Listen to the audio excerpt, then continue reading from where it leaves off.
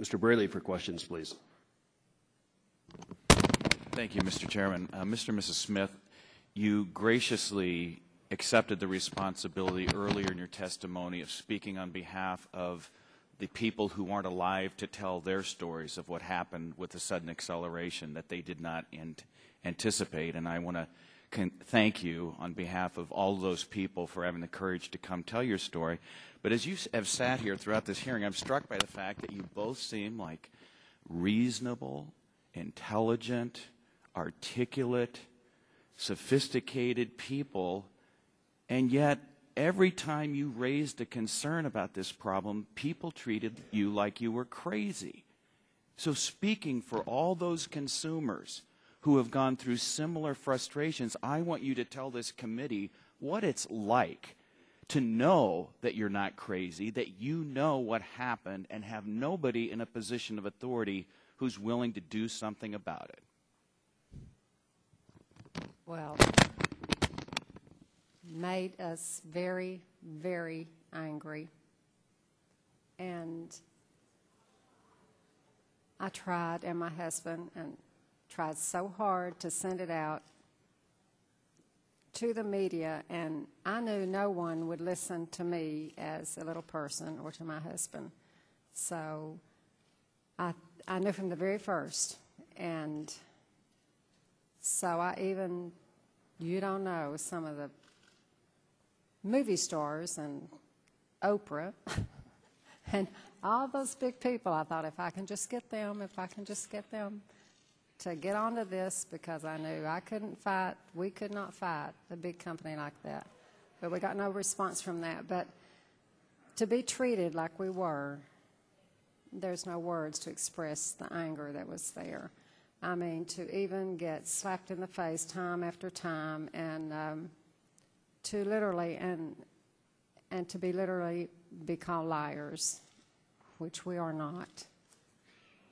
But what are you going to do? We did all we could do. Well, and I congratulate you for that. I think you should have called Joe Pesci and Marissa Tomei. You got that. And I want to talk about that You got movie. that. I want to talk about My Cousin Vinny with Mr. Kane and Mr. Gilbert. It's probably one of the best movies on trial advocacy and engineering I've ever seen. And one of the scenes, a classic scene in that movie, is when they're sitting in this rundown hotel room arguing over who is responsible for a leaking faucet. And Marissa Tomei, Mona Lisa Vito, the character in that movie, says to Joe Pesci that she turned off the faucet. And he said, "Are you sure?" And she said, "I'm sure." And he said, "Are you sure you're sure?" And she said, "I am."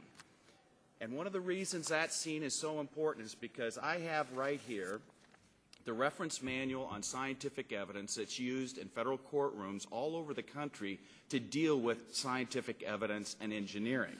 And there's a specific chapter in here called Success and Failure in Engineering that gets right to the heart of that faucet scene.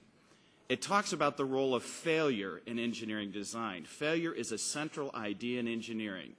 In fact, one definition of engineering might be that it is the avoidance of failure.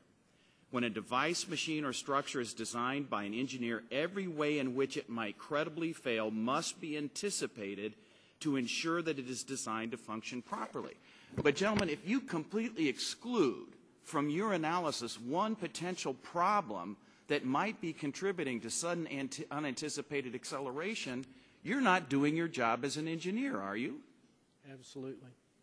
And one of the things that we know is that, and this is something that's true in a lot of disciplines, not just engineering, but another part of this manual says, one of the apparent paradoxes of science and engineering is that more is learned from failures than from successes.